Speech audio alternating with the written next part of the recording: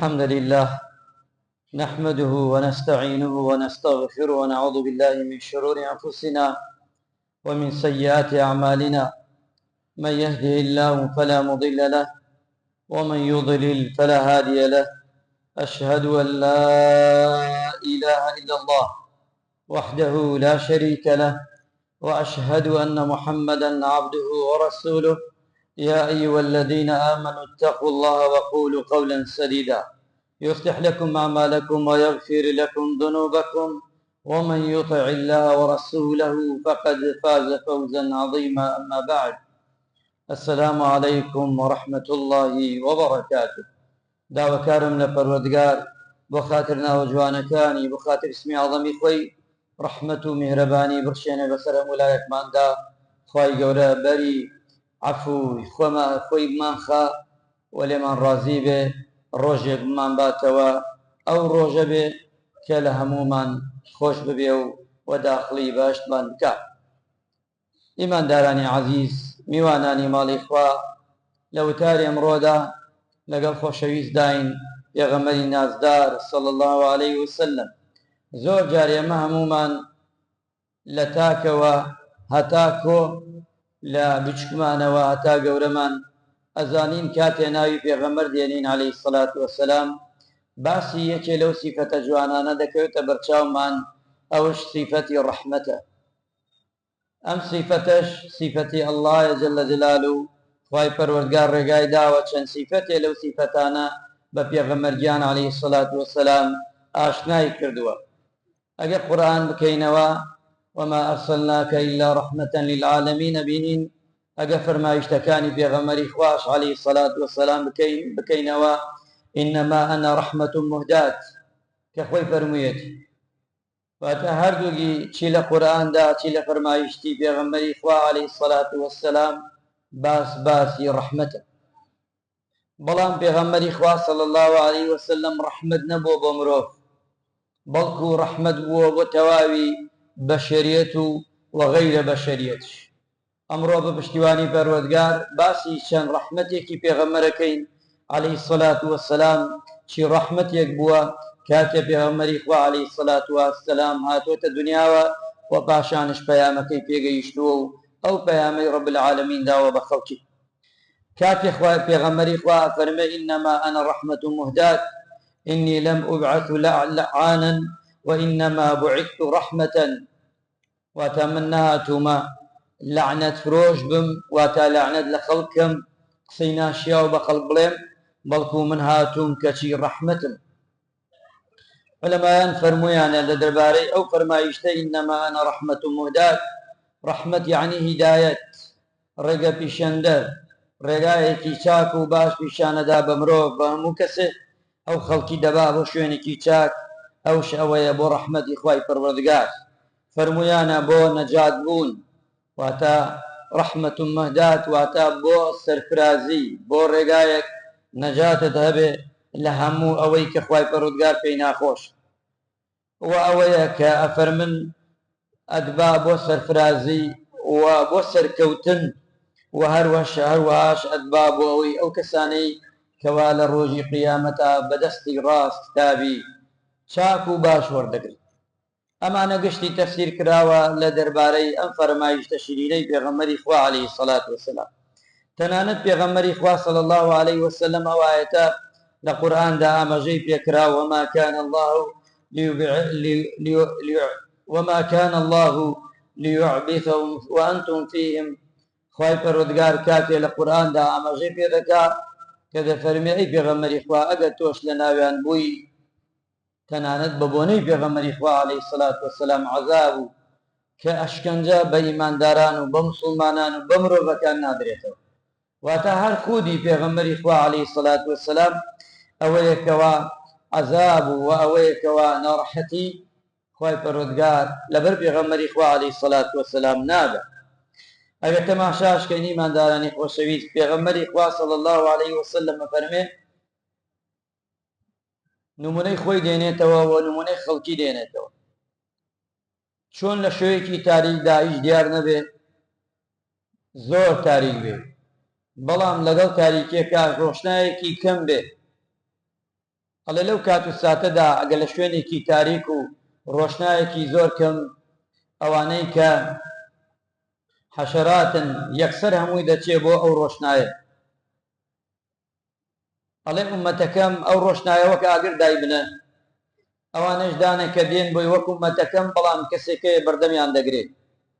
ئەڵێ زۆر جار مرۆڤەکان و ئومەتەکەم دەڕۆن بۆ شتێک وا ئەزانن ڕۆشنایی چاک و باشە بەڵام نازانن ئاگرە، بۆیە من بەردەمیان دەگرم و دەستی مبارەک و دەستی مبارەکی واڵا دەکا و بە ئەسحاب و یاران دەفەرمێ ئاوای لێ دەکا، بەڵام هەیە ئەڵێ لە ئومەتەکەم دەژێر دەستمەوە بان دەستمەوە هەر ئەڕوا ئیلا من ئەبا، خۆی ویستی هەیە گە بڕوا، واتە خۆی حەز دەکا بچێتە ئاگری دۆزەخ، خۆی خراپە ئەکا، خۆی پەشیمان نابێتەوە، چەنێ پێی ئەڵێ هەر ئیسفادەی نییە، چەنێ خوای پەروەردگار پیشانی ئەدا لەسەر زەویدا بە خۆی بە دەوروبەرەکەی، بەڵام سێرەکەی هەر ناگەڕێتەوە و پەشیمان نابێتەوە و هەر خوای پەروەردگار ناناسێت. ئەو کاتە خوای پەروەردگار زوڵم لە عەبدەکەی ناکە، هەر کەسێ چاکە هەڵبژێرە و چاکەی بوێ خوا چاکەی بۆ دەکات. هەر کەسێ ئەگەر ئاگری دۆزەخ هەڵبژێرێ و هەتا ئەو ڕۆژەی دەمرێ هەر لە عسیانی خوا بێ، خوای گەورە عادلە نایخاتە باشت ئیلا ئەبێ پاداشتەکەی خۆی وەرگێ. کەواتە پێغەمبەری خوا صلی الله علیه وسلم نمونەی ئەوە دێنێتەوە کە ڕەحمەتە بۆ هەموو لایەکمان، بەرگریمان لێ دەکا لە هەموو شتێک. یەکەمیان ئیماندارە ڕەحمەت لە چییە؟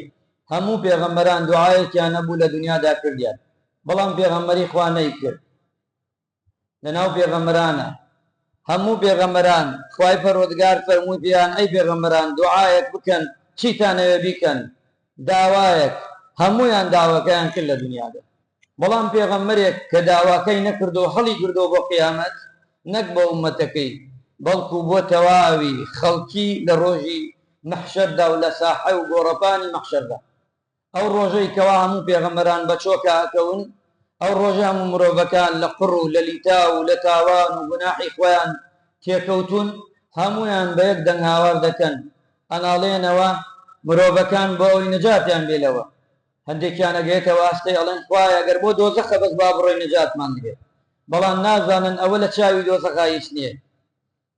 هەموو خەڵکی ڕوو دەکا لە هەموو پێغەمبەران بەس بۆی دوعایەت کایە شفاعەتێکیان بۆ بکە، بەڵام کەس نییە ئیلا هەمووی دەگەڕێتەوە بە تەسلسل، واتە بەسەر پێغەمبەرانە یەک بە یەک دەڕۆن بۆ یەگەنە پێغەمبەری خوا عەلەیهی سەلات وەسەلام سوژدەیەکدا بە لە ژێری عەرشدا خوای پەروەردگار بانگ ئەکا و جاڕەدا بە مەلایکەیان ئەڵێن بڕۆن بەلای محەممەد جزا محەممەد چێوێ. پێغەمبەری خوا داوا ئەکا دەست کرێتە حیساب وە کیتاب، داواکەی لێ قبوڵ دەکرێ و ڕەحم بە ئومەتەکەی بکرێت. ئەو پێغەمبەرە نازدارە دوعاکەی هەڵگردۆ بۆ قیامەت بۆ تۆ و من، بۆی بزانە کە پێغەمبەری خوا چی ڕەحمەتێکە، نەک بۆ من و تۆ بەڵکو بۆ تەواوی مرۆڤایەتی لەو ڕۆژەدا کە بە موسڵمان و بە کافرەوە. دووەمیان ئیمانداران ڕەحمەتە بۆ چێ؟ ڕەحمەتە بۆ ئەو کەسانەی ئەگە خراپەکارش بن. پێغەمبەری خوا صلی الله علیه وسلم ئەو کەسانەی کە خراپەکار بوون ڕۆژێ ڕۆژان نەیوتۆ پیان ئێوە ئەچنە دۆزەخەوە، ئێوە کافرن، ئێوە ئاوان، ئێوە قەت وای نەوتوە بڕۆژیان نامەی پێغەمبەر هەڵگرە. بەڵام بەداخەوە بۆ ئومەتەکەی ئەمڕۆ خەڵک کە موسڵمانە خەیرێکی سێرەکەی موژدەی جەهەنەمی پێدە، بەداخەوە نوێژ دەکا ڕۆژوو ئەگرێ هەموو شتێکا پێڵێ بابە تۆ کێ هێشتە باشتەوە، کێژە خوا لێی قەبوڵەکە، بەداخەوە بە ناوی خواوە پێغەمبەری خوا عەلەیهی سەلات وەسەلام هیچ کاتێ بە کافرێک بە منافقێک هەموو منافقەکانی ئەناسی لە دوای خۆی نوێژیانە کرد، ناوی لیستێکی کردبوو داوێ سەحابەیەک تەنانەت قبوڵی ناکرد یەک سەحابەی تر ئاگای لێ بێ لیستی منافقەکان بداتێ، ناوی ئەمزانی ئیلا ئەو سەحابە نەبێ. ئیمامی عومەرە چوو بۆ لای خوا بزان ناوی منی کایە، نایزانی ئیمامی عومەر، ئیمامی بۆ کرد نایزانی. ئەمە منافقەکان ئەی کافرەکانش نەخێر هیچ کاتێک ئیلا ئەو کەسە نەبێ بە فەرمانی خوا دوعای لێ کرد بێ غێری ئەوە نەخێر، بەڵکو بەردەوام دوعای خێری بۆ کرد. یەکێ لەوانە ئیمامی عومەرە تا ئەو ڕۆژەی کە ئیمانی هێنا دوعای دەکرد خوای هیدایەتی ئەو دوو عومرە یەکێکیان بدە.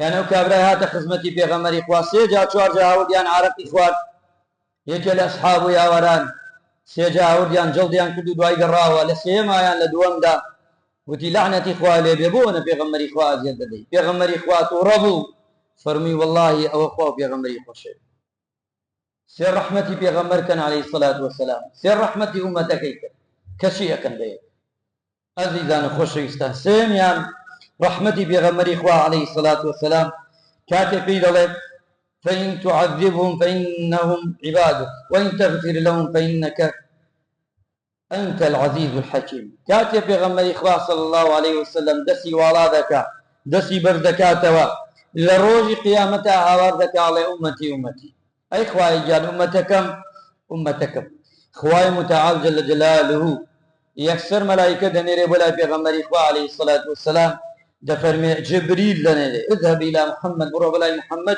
أي جبريل إخوة جورا عليم فسأله لي ببرسة أو دعاء بكل ديكا ودقري لقال دا إخوة أمتكم بچاوي فرميسكا وبيغمر إخوة عليه الصلاة والسلام بذكر بلام جبريل دي بولاي والله بيغمر أي محمد عليه الصلاة والسلام إخوة جورا مني نادوه بذات مقري والله دعاء كان قبول بو أمتك بإخوائي قورا مجديدا وتيكي محمد شي قرك راضي دكي شي أوي راضي دكي محمد عليه الصلاة والسلام استا بداخة وكابراك وتتناوي أمتي محمد أما نيري بو جهنم أو نيري بو أو دنيري بو أو كي رحمتي محمد أو كي ديني محمد وانبوه عليه الصلاة والسلام بيغمر جيان عليه الصلاة والسلام بردوام مجدي خوشي داو بخلق بردوام خلقی برو خیر و چاکە هەپاڵناوە هیچ کاتێ کەستێکی پاڵی نەناوە بەرەو خراپە زیاتر بڕوا ئیماندارانی خۆشەویست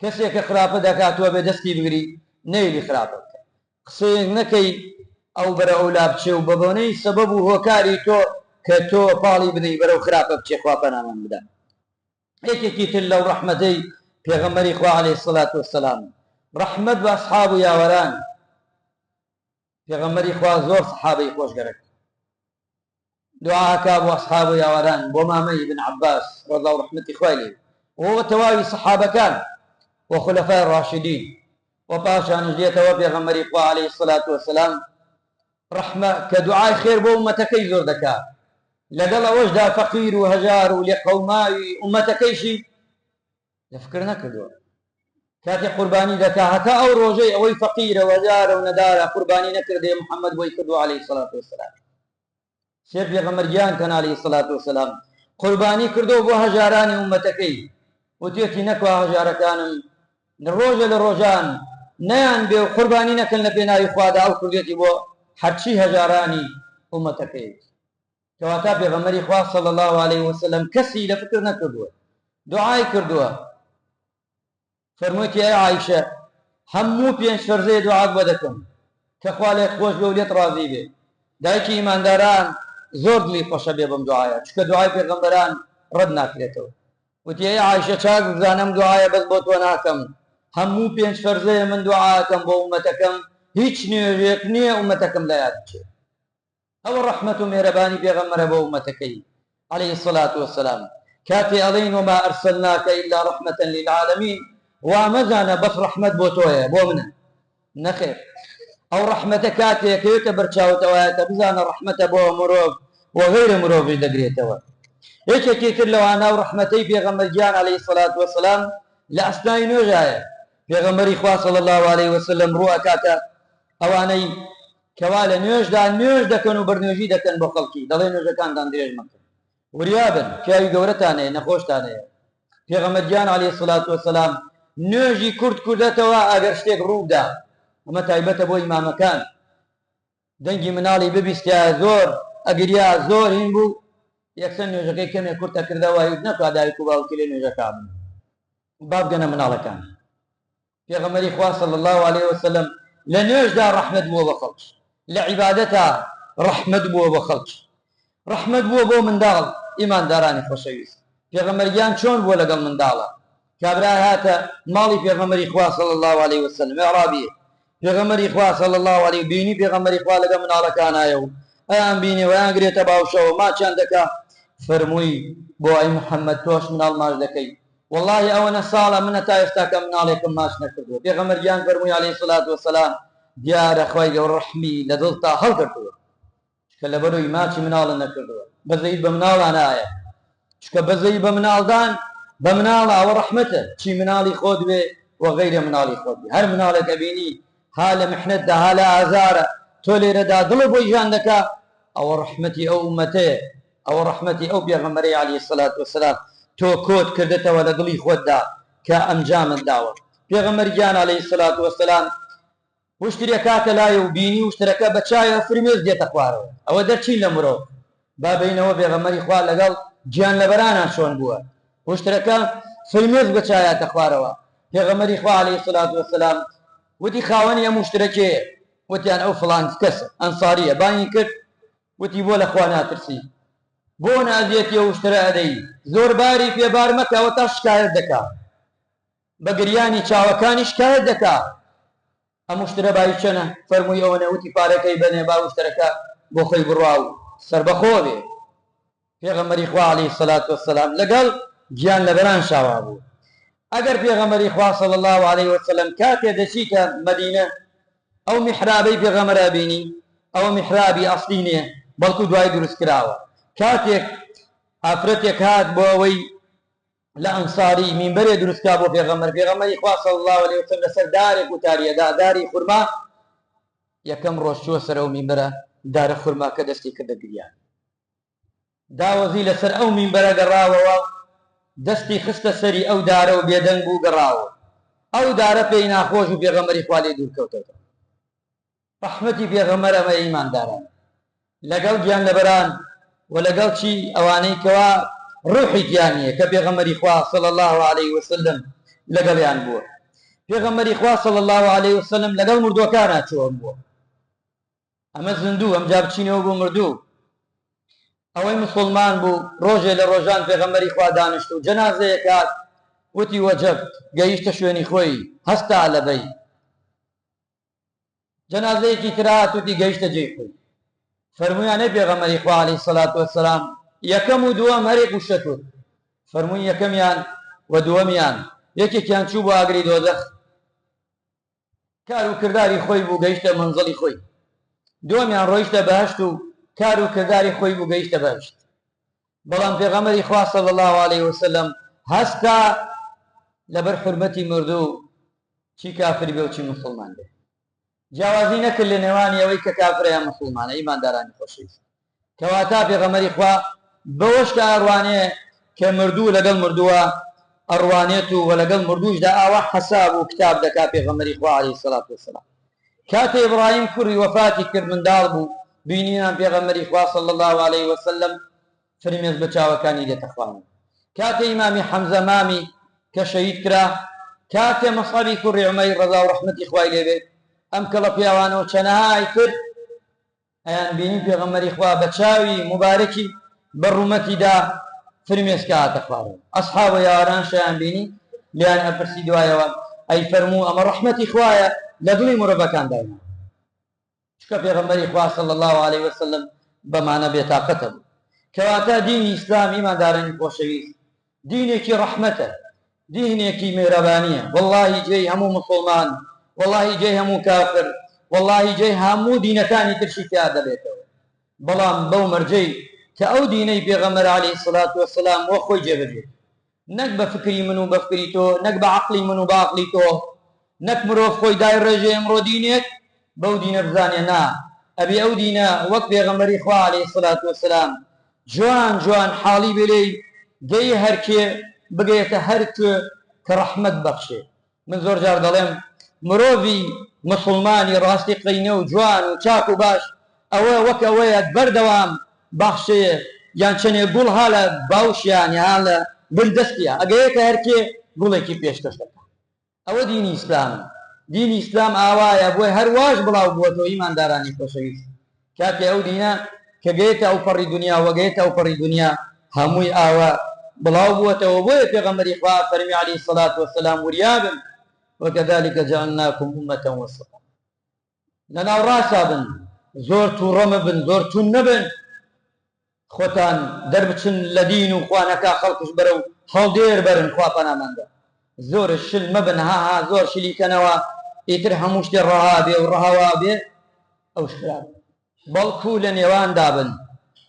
بۆیە پێغەمبەری خوا عەلەیهی سەلات وەسەلام هەرچی شتێک کاتێ ڕوویانە کرد لە پێغەمبەرگیان عەلەیهی سەڵات وەسەلام بۆ خۆی قورسەکەی هەڵبژێت، قورسەکەی هەڵەبژارد، بەڵام بۆ خەڵکی ئەبینی دایم و سەعات یەسیروا وەلا تعەسیروا بەشیروا مشتە بدەنە خەڵک و بەردەوام چی بکەن؟ ئاسانکاری بۆ خەڵک. ئێستا خەڵکێکە ئەم دینە ئیسلامەکەیەوە نە ئاسانە تۆ ئاسانیەکەی. پێغەمبەری خوا فەرمی عەلەیهی سەڵات یەسیروا، بەڵام لە حوکمی خۆیدا وا ناتوە هەموو شتێک شڕەوی تیا بکەی. ئەوە ناڵێن ئیماندارانی خۆشەویست ئەبێ وریابی، بەڵام هەمووی لە قاڵبی لە ئەرکان و لە ڕوکن و لە واجوبات و لە هەموو ئیشەکانی، بەڵام ئینسان ئەبێ بەردەوام موژدەی خێر بداتە خەڵک. بۆیە ئینسانی مسلمان زۆری ئەهلی باشت ئومەتی پێغەمبەر عەلەیهی سەڵات وەسەلام. چاک بزانن زۆری ئومەتی پێغەمبەری خوا صلی الله علیه وسلم چێتە باشتەوە. تۆ نابێ خەڵک بەوە بتۆقێنی بڵێ ئومەتی پێغەمبەر ئەبێتە 73 فرقەوە. ئەو فرقانە ئەمە نییە تۆ بێی دابەشی بکەی لەسەر حزبەکانی ئەمڕۆ. ئەگە ئەو حەدیسە ئاوا تەفسیر بکەی زۆر هەڵەی و خەڵک گومانەکە لەو حەدیسەش، چکە ئەو حەدیسە باسی اعتقادە، باسی بیر و باوەڕە، هەرێکی دینێکی هەیە بۆ خۆی. ئەوەی لەژێر چەتری ئیسلامدا هەمووی یەک فرقەیە کۆ دەبێتەوە، ئەوەی غەیری ئیسلامدا ئەبێتە فرقەیەکی تر، ئەوە غەیری ئیسلام غەیری ئەو دینە دینێکی ترە ئەبێت. ئەتوانی ئەو حادیسانە جوان شی بکەیتەوە و بیخوێنیتەوە پێشکات بۆی خۆت توش هەڵە نەبی و خەڵکیش توش هەڵە نەکەی. شتێک نەڵێی سبەینێ لە قیامەتا باجی بکەیت. خەتەرە بەناوخوا پێغەمبەرەوە قسە بکەی دوای باجی بدەیت، زۆر خەتەرە. بۆیە لە حەدیثدا هاتووە بە 820 ڕیزە، 120 ڕیزە. ئەم ڕیزەی ئێمە نائیمانداران ئێستا کات دەڵێن سرە ڕیز وازانینە، الله تعالی ئازانێت چەند ڕیزی خوا چەند. 120 ڕیزی ئەڵڵاییە، 80 ڕیزی ئومەتی پێغەمبەر عەلەیهی سەڵات وەسەلام، 20 ڕیزی هەموو ئومەتەکان. تۆ چۆن نەتوانی بڵێ زاد بکەی جورئەت بدەی بە خۆت خەڵکی زۆری نەبنێری بۆ دۆزەخ خوا پەنامەمدا بڵێ خەڵکی مشریکە و خەڵکی فڵانە و خەڵکی فڵانە، چۆن زادەکەی؟ تۆم حەدیسانە بخوێنەوە ئەو کاتە ئەزانی ناوێری جورئەت ناکەی ئەو قسانە بکەی.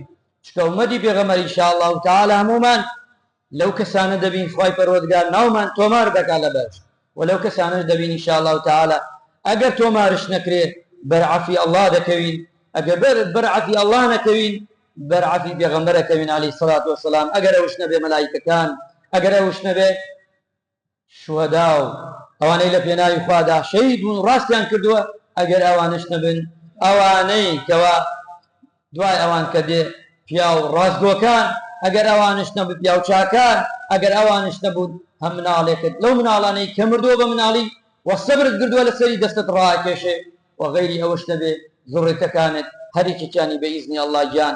ئەگەر ئەمانەش نەبێ کۆی گشتی ئەگەڕێینەوە بۆ ئەوڵ ڕەحمەتی خوا زۆر فراوان.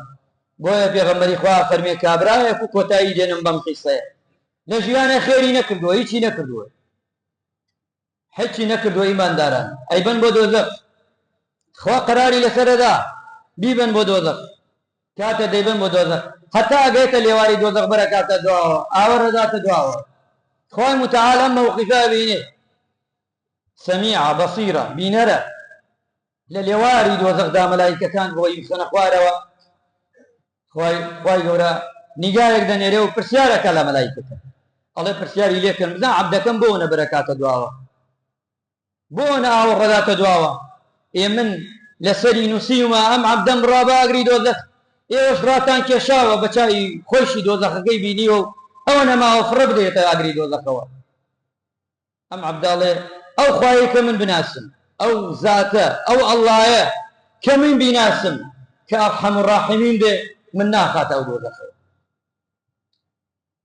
خوای پەروەردگار شەڵێ ئەم عەبدە بەدام لە ناخەوە ئەوایە، ئەی مەلایکەکان ڕووی بگۆڕن، ڕووی بگۆڕن بۆ دەرگاکانی باشت، بیبن بۆ باشت و با بڕوا. ئەچی جا بەندەیەک هەتا و ڕۆژەی مردووە عەبدێک سەری لە سویدا بۆ عیبادەتی کردووە، بەڵام بە کۆڵێک کۆمەڵێک تاوانی چۆتە حضوری خوا. خوای پەروەردگار زۆر ئەرحەم الراحیمینە لەو تاوانەی کە من و تۆ دەیت، بەڵام لەگەڵەوەشدا شەدید العقابە کە تاوانێک بزانی و مسڕبی لەسەری بیتر ئەوش خراپ. خوای گەورە ڕەحمان لێ بکە، عاقبەت خێرمان بکە و لەشمان ساغ بکە.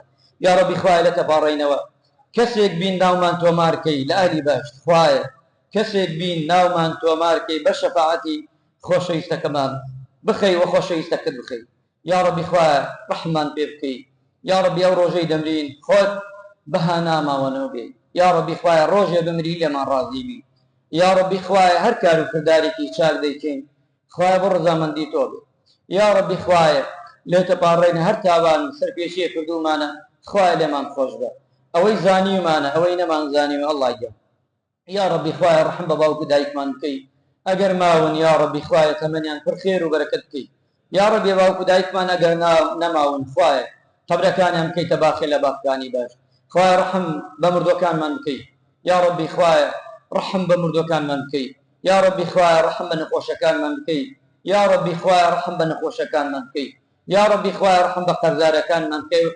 قەرزارەکانیان بۆ بدەیتەوە یا ربی کاریان بۆ ئاسان بکەی یا ربی خوایە ڕەحم بە هەموو لایەکمان بکەی بە دایکمان بە خوشکمان بە پیاوە گەورەکان یا ربی خوایە بە گەنجەکانمان خوایە ڕەحم بە وڵاتمان بکەی یا ربی هەرزانی بکەیتە وڵاتمانەوە آمين آمين والحمد لله رب العالمين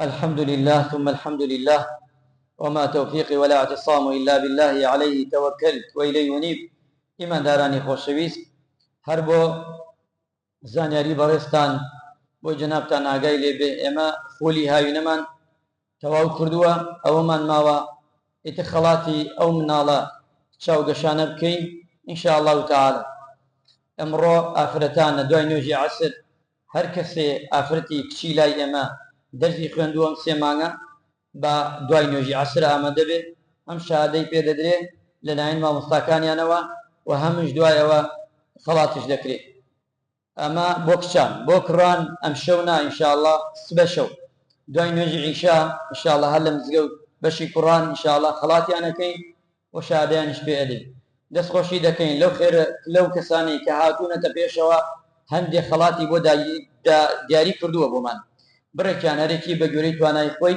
بەڵام مامانە ئێمە 200 کچ و کوڕمانەیە 200 منداڵمانەیە واتە 200 هەدیە کۆ دەکەین و دەیدەین پێیان و هەدیەش ئەدەینە مامۆستاکان هەر کەسێک دەتوانێت یارمەتی مامدا دەستی خێر درێژەکە بۆمان خوای گەورە جەزای خێری بداتەوە و جەزای ئەو مامۆستا عەزیزانە بداتەوە کە 3 مانگ بێ بەرامبەر خوای گەورە موفقیان بکە و دوعای خێران بۆ بکەن وخواي قولم نالكان صالح كان إن شاء الله تعالى إن الله وملائكته يصلون على النبي يا أيها الذين آمنوا صلوا عليه وسلموا تسليما اللهم صل وسلم وزد وبارك على محمد وعلى آله وأصحابه أجمعين أما بعد